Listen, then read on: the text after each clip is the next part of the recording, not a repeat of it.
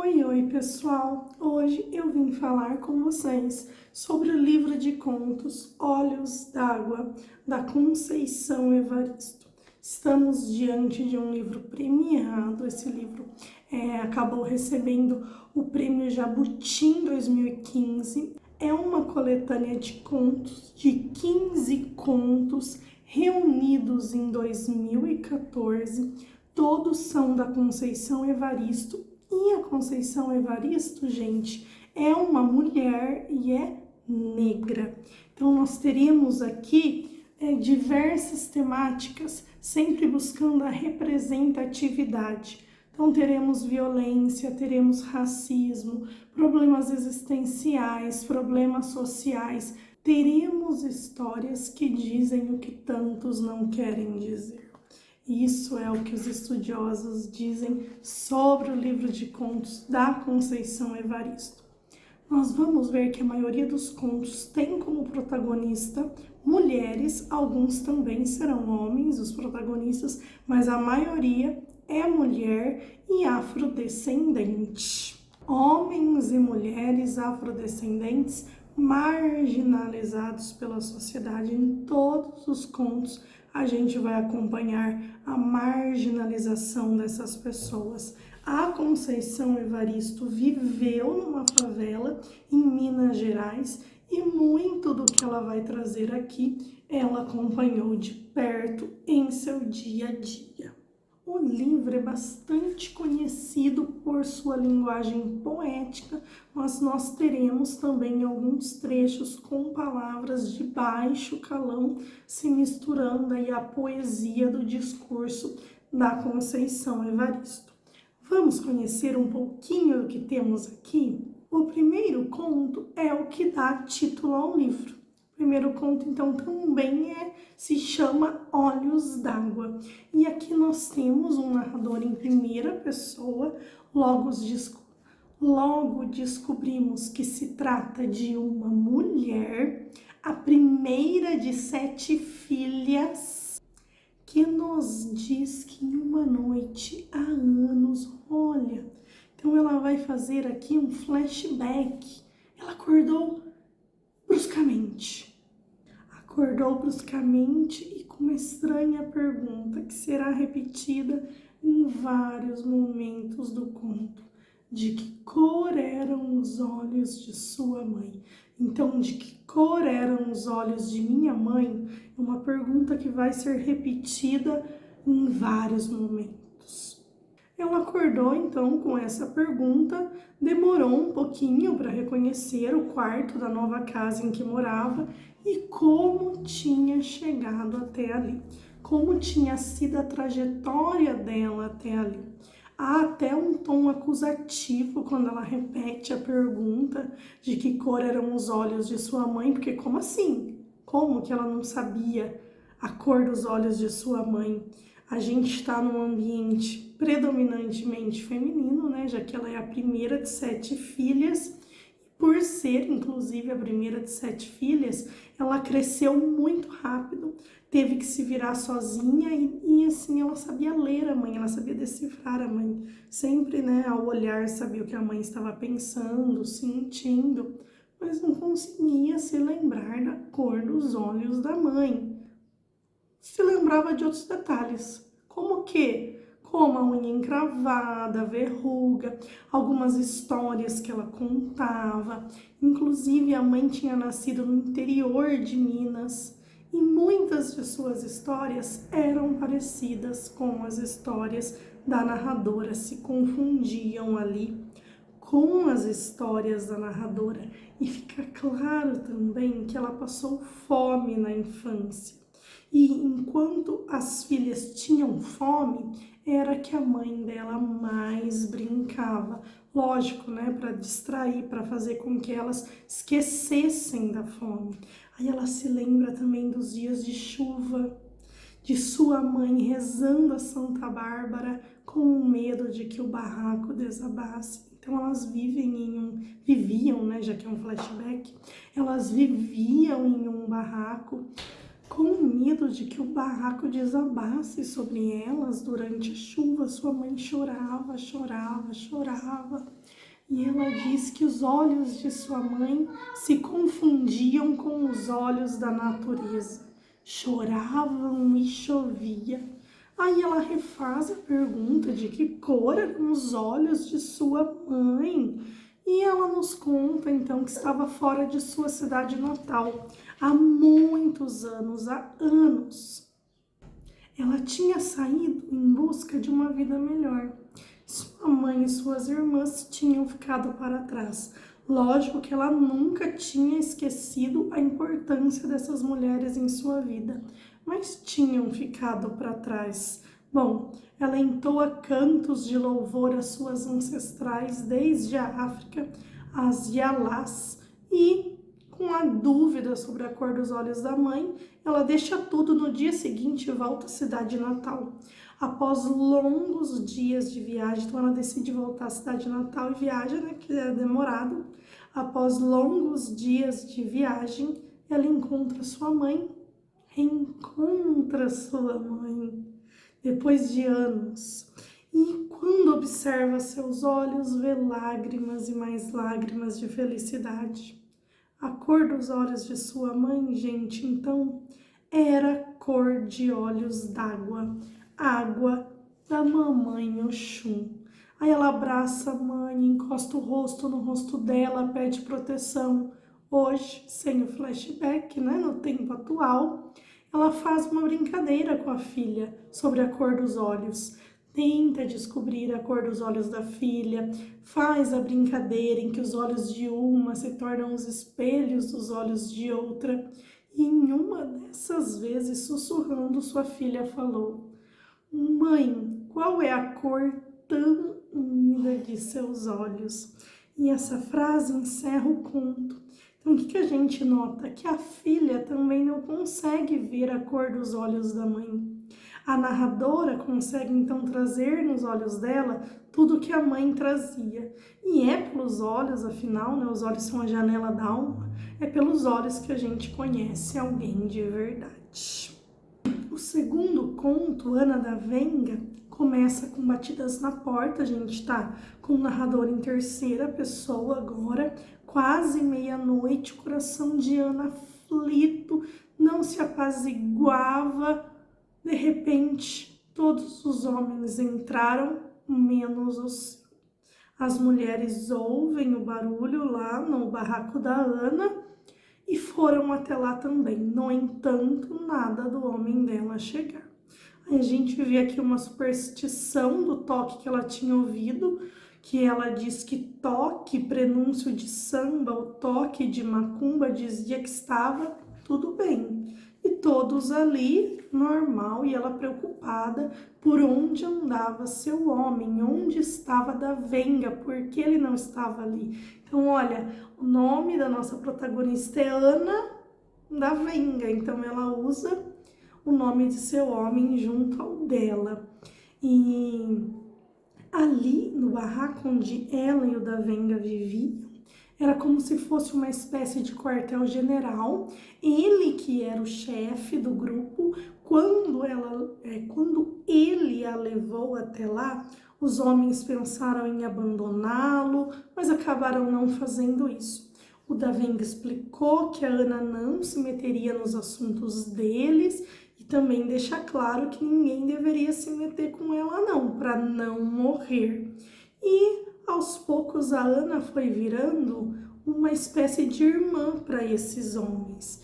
Então assim a gente vai recebendo essas informações, mas o da Venga ainda não chegou no barraco. Ela continua preocupada com ele. E a gente fica sabendo um pouquinho mais da relação entre os dois, que quando os dois ficavam juntos, ele tinha o prazer banhado em lágrimas. Era o gozo pranto. A Conceição Evaristo acaba criando uma série de substantivos compostos no livro. Então, por exemplo, gozo e pranto. Ela faz isso não só nesse conto, como em vários outros. E é feito um flashback, também um flashback. Olha, no primeiro conto nós tivemos um flashback, Agora também nesse segundo um flashback de quando o casal se conheceu. Eles se conheceram numa roda de samba, ficamos sabendo que a polícia já tinha invadido o barraco deles várias vezes. Claríssimo, Davenga é um bandido, é um chefe de um grupo de bandidos. Inclusive é retomado uma vez em que ele assaltou um deputado e até meio que tirou sarro desse deputado que estava morrendo de medo do Davenga. A relação deles foi muito intensa, gente. Desde o início eles se amavam de verdade. Agora a Ana estava grávida dele, um filho fruto do amor. E aí, de repente, do nada, chega o homem dela, chega o Davenga, e ela toda preocupada, ela não tinha percebido. Aquele era o dia do aniversário dela e ele tinha armado uma festa surpresa para ela. Olhem o trechinho. Davenga, Davenga, que festa é essa? Por que isto tudo? Mulher, tá pancada? Parece que bebe. Esqueceu da vida? Esqueceu de você? Não. Ana Davenga não havia esquecido, mas também não sabia por que lembrar. Era a primeira vez na vida, uma festa de aniversário. Gente, ninguém nunca tinha feito uma festa de aniversário para Ana. Era a primeira da vida dela, então ela não esperava. Bom, todo mundo muito animado. Quando as pessoas vão embora, a Ana e o Davenga estão juntos na cama quando dois policiais entram violentamente no barraco. Falam pro Davenga se vestir, não tentar nenhuma gracinha, mas o Davenga tinha pavor de ser pego pela polícia e ele reage. Tiro para todo lado, tiros e tiros para todo lado. Um dos policiais morre, mas Ana e Davenga também. E junto com ela, o neném que ela carregava em seu ventre. Olha o trecho final do conto, gente. Em uma garrafa de cerveja cheia de água, um botão de rosa que Ana Davenga havia recebido de seu homem na festa primeira de seu aniversário. 27 se abria. Nós teremos muitos finais tristes no conto, então já preparem aí o espírito de vocês, porque tem muita tristeza no Olhos d'Água. Depois a gente tem o conto do Zuquerenza, que é mais um narrador em terceira pessoa. Já logo de cara a gente conhece a Duzu, que é uma mendiga, e nesse começo do conto ela estava se alimentando, afasta-se de outros mendigos, vai andando, sente a sua perna falhar, sente que está ficando velha. Aí é feito um flashback, olha, mais um flashback, para quando Duzu era bem pequena e foi para a capital de trem com seus pais.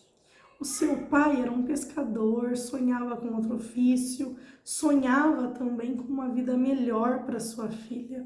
E no que eles estavam indo para a capital, uma senhora já havia arrumado trabalho para Duzu. Aí ela poderia trabalhar e estudar. Parecia bom, né? Só que estudar, não vão dar essa oportunidade para ela não, gente. Qual era o trabalho de Duzu? Ela ajudava na lavagem, na pesagem de roupa, realizava a limpeza dos quartos e a senhora da casa tinha explicado uma coisa para ela. Toda vez que ela fosse limpar o quarto, era para ela bater na porta e perguntar se podia entrar, para só entrar quando a pessoa dissesse, né, ou pode entrar. E um dia ela se esqueceu, foi entrando, coisa, né, de menina nova, se esqueceu e foi entrando. E viu num quarto um homem e uma mulher dormindo juntos. E ela achou aquilo muito bonito e decidiu que nem sempre ia bater na porta antes de entrar. Numa dessas vezes em que ela bate e entra, um homem que estava lá dá dinheiro para ela. E ela achava isso, né, interessante, porque sempre davam dinheiro para ela Gente, na verdade ela não sabia, ela era ingênua. Ela foi levada para trabalhar como lavadeira, como arrumadeira, num prostíbulo, numa casa de prostituição. Gente, que futuro se esperava para ela então? Claramente ela vai cair na vida. Quando ela cresce um pouco, a dona Esmeraldina vai arrumar um quarto para ela e uma parte do que ela ganhar, logicamente, vai ser dessa dona da casa. Então a gente vê ali claramente uma situação de exclusão, uma situação de exploração, de Duzu sendo colocada à margem da sociedade. Inicialmente ela apareceu pra gente como uma mendiga. Quando foi feito o flashback, ela apareceu como uma prostituta. E agora, no final do conto, ela vai aparecer como louca. A gente fica sabendo que ela teve muitos filhos, 9 filhos, espalhados por diferentes cantos, e teve muitos netos, mas 3 marcaram mais a do Zu. E um desses netos, o Tático, de 13 anos, acabou morrendo. E aí a Duzu entrou em desespero e com uma dor imensa ela acabou enlouquecendo. Então olha como já desde o início a história dela estava gravada para ser uma história de exploração, porque a partir do momento que ela foi trabalhar naquele lugar, seria difícil ela sair de lá. Aí um conto que aparece um pouco mais lá na frente, nossa, esse conto agora, gente, é um dos mais bonitos do livro, que é Zaita esqueceu de guardar os brinquedos.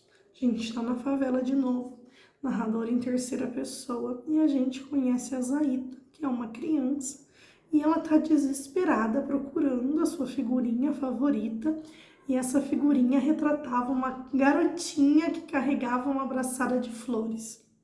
E ela desconfiava que a sua irmã gêmea, Naíta, é que tinha pego essa bendita dessa figurinha, porque a irmã queria de tudo para fazer a troca, queria essa figurinha, mas a Zaita não aceitava.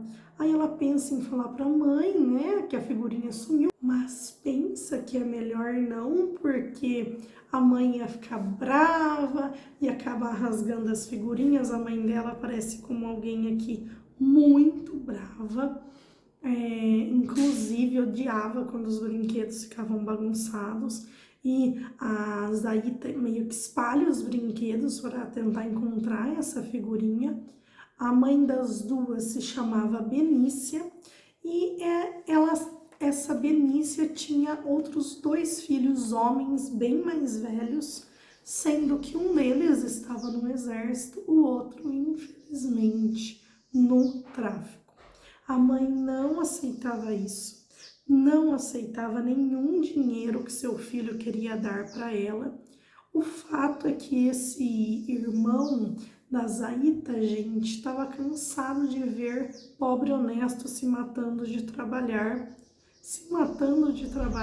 e mesmo assim sem dinheiro. Então ele estava envolvido com o tráfico ali no morro, ali na favela. Então a Zaita decide que não vai contar para sua mãe que a figurinha sumiu, decide ela mesma sair procurar a irmã e a figurinha. Vai nas casas vizinhas, não encontra sua irmã e vai se afastando de casa pensando na figurinha, sem perceber que começa um tiroteio. A Zaita então se vê no meio de um tiroteio. Quando a Benícia, a mãe, percebe a ausência das filhas, grita ao ver aquele monte de brinquedo espalhado. Aí a Naíta, irmã da Zaita, volta para casa, vê que a mãe tinha ficado com tanta raiva que tinha destruído a boneca negra favorita das duas, era a boneca que elas mais gostavam. E a Naíta, a gente fica sabendo que tinha perdido a figurinha da irmã. A irmã tinha deixado embaixo do travesseiro, a Naíta pegou e esqueceu onde colocou essa figurinha. E agora ela tinha 2 coisas tristes para contar para Zaita: que a mãe destruiu a boneca favorita delas e que ela tinha perdido a figurinha favorita da irmã. Bom, Como contar tudo isso a ela? Na verdade, de nada adiantava. 5 ou 6 corpos, como os de Zaita, estavam mortos. Zaita morreu no tiroteio. Olha o trechinho final do conto, gente. Os moradores do beco onde havia acontecido o tiroteio ignoravam os outros corpos e recolhiam só o da menina.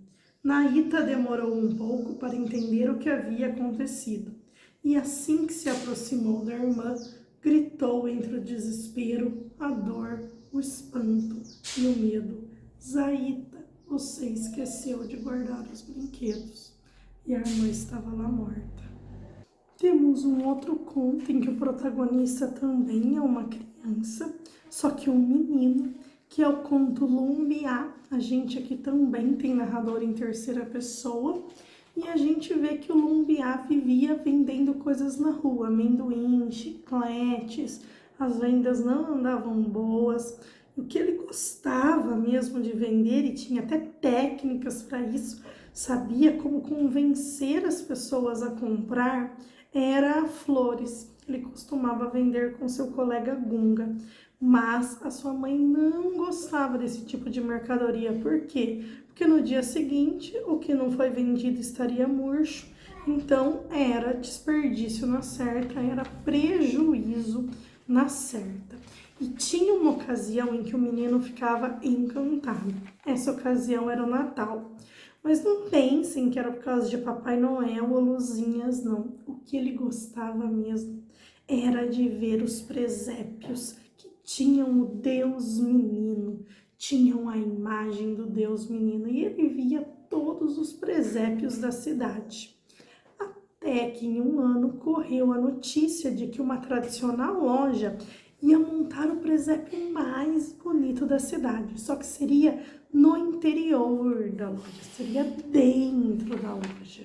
E o que acontece? A entrada de crianças sozinhas era praticamente impossível.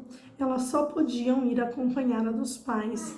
Era proibida a entrada de crianças sozinhas e não dava para o Lumbiá esperar o dia que sua mãe pudesse acompanhá-lo, porque isso não ia acontecer nunca, né, gente? Ele e seus amigos tentam de várias maneiras entrar nesse casarão, nessa loja aí, mas sempre eram enxotados pelo vigilante.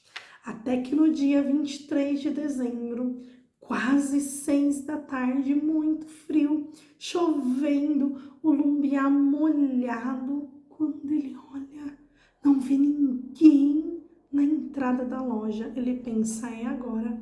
Não vê ninguém na portaria. Ele entra e vê o Deus Menino de braços abertos, nu, pobre, vazio e friorento como ele. Parecia que Deus Menino pedia por ele. Aí que acontece, gente? E por que ele gostava do Deus Menino, né? Por que ele gostava de presépio? Porque era parecido com a realidade dele. Olha o que o conto diz. O presépio com a imagem de Deus Menino, todos os anos, desde pequeno, em suas andanças pela cidade com a mãe e mais tarde sozinho, buscava de loja em loja, de igreja em igreja, cena natalina. Gostava da família, da pobreza de todos, parecia sua. A casinha simples e a caminha de palha do Deus Menino, pobre, só faltava ser negro como ele. Lumbiá ficava extasiado olhando o presépio, buscando e encontrando Deus Menino. Agora Lumbiá tinha conseguido entrar na loja, estava ali o Deus Menino, parecia que ele pedia para ser levado. Gente, Lumbiá pega o Deus Menino, sai da loja levando-o, porém o segurança volta, tenta segurá-lo, o Lumbiá ágil escapa do segurança, mas o sinal, o carro, Lumbiá, pivete, criança, Herê, Jesus menino, amassados, massacrados, quebrados. Deus menino, Lumbiá morreu. Lumbiá então consegue pegar o Deus menino, mas acaba morrendo ao sair da loja. Esse conto, gente, também muito triste e muito bonito. Aí nós temos um outro, voltando mais para o início do livro, a gente tem o conto Maria, que temos um narrador em terceira pessoa e a gente é apresentada a protagonista, que se chama Maria. E ela estava cansada, esperando o ônibus há mais de meia hora no ponto. E ela carregava uma sacola com os restos da festa na casa da patroa. Então ela estava com o osso do pernil, olha isso, o osso do pernil e as frutas que enfeitaram a mesa.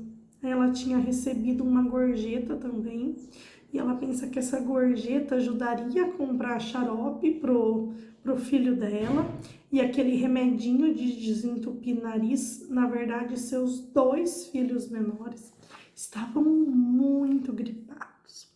Bom, o ônibus finalmente chega, ela entra e, surpreendentemente, ao lado dela entra o pai do seu... Ao lado dela senta o pai de seu primeiro filho. Ela tem 3 filhos. Eles, ao que tudo indica ali pela conversa, ainda se gostavam.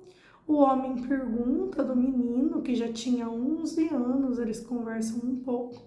Ele pede para ela mandar um abraço, um beijo, um carinho para o filho. Logo após isso, o homem se levanta e saca uma arma e, junto com outro que estava lá no fundo do ônibus, começa a assaltar os passageiros. Gente, ela fica questionando pela primeira vez o futuro de seus filhos. O que aconteceria com eles? Ela nunca tinha parado para pensar nisso. Bom, eles roubam as pessoas do ônibus, ela não é roubada. Quando os bandidos saem, alguns passageiros dizem que ela estava junto com esses bandidos. Há a maior confusão, né? Viram ela conversando com o bandido, mas ela não tinha nada a ver com o roubo, nada. Arma-se uma confusão, o motorista tenta defendê-la, falando que ela pega o ônibus sempre no mesmo horário, que ele sempre a vê ali. Não adianta, ela é linchada. Lincham a Maria. Quando o ônibus esvaziou, a polícia chegou, o corpo de Maria estava, gente, dilacerado, todo pisoteado. E ela, o que ela queria, só queria ter dito ao filho que seu pai havia mandado um carinho, um abraço, um beijo. Então, olha, a Maria pagando pelo que ela não era culpada, ela nem era envolvida com aquilo. E a marginalização, né, ela trabalhava e mesmo assim praticamente não tinha dinheiro para comida em casa. Então, mais um conto muito triste. E aí, estão gostando dos contos? Vamos ver mais um conto aqui do Olhos d'Água. Vamos para o Quantos Filhos Natalina Teve, narrador terceira pessoa de novo. E a gente vê aqui a Natalina fazendo carinho em sua barriga. Era sua 4ª gravidez, mas seu primeiro filho, só dela, de mais ninguém. Por quê? Porque aquele filho ela queria, os outros não. Quando ela engravidou pela primeira vez, ela era uma menina ainda, ia fazer 14 anos, engravidou de seu primeiro namorado, Bilico. Não queria contar para ele que estava grávida, porque ela achava que ele não ia querer mais ficar com ela por ela estar grávida. A mãe descobre, ia ajudá-la com os chás para tentar tirar a criança, porque como ter mais uma criança ali? Já tinha um monte de gente na casa. Olha, na casa já havia tanta gente, ela, o marido e 7 crianças, e agora teria o filho da filha. Então, uma situação de pobreza extrema aqui. Como eles fariam com uma criança a mais? E como a Natalina não queria o filho, a mãe ia ajudá-la. E diz que se os chás não dessem certo, levaria ela a Sapraxedes, que era uma parteira, cobraria um pouco a Sapraxedes, mas resolveria. O problema é que a Natalina tinha ouvido histórias horríveis da Sapraxedes, que ela comia crianças e tudo mais. Ela não queria o filho, mas também não queria que a Saprachedes comesse a criança, né? Comesse o filho dela. Superstição, história, fofoca, né?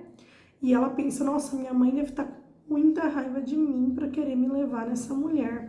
E o que ela acaba fazendo, então, com medo, ela foge. Ela tem o filho, uma enfermeira acaba ficando com ele.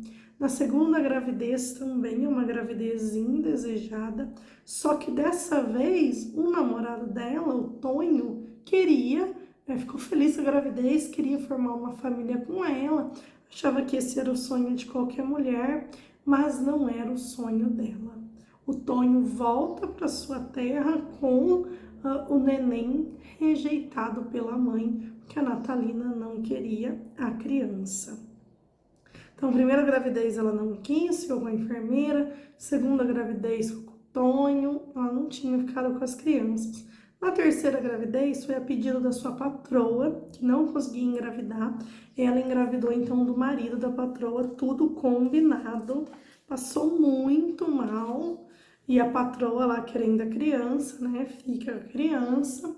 E a quarta gravidez, que é agora que ela quer, o que aconteceu? Um dia ela foi sequestrada no barraco dela, estavam em busca do irmão dela, que ela não via há muito tempo, vendaram os olhos dela para que ela não visse o trajeto do carro. Ela foi abusada, mas ela conseguiu atirar e matar o abusador com a própria arma dele.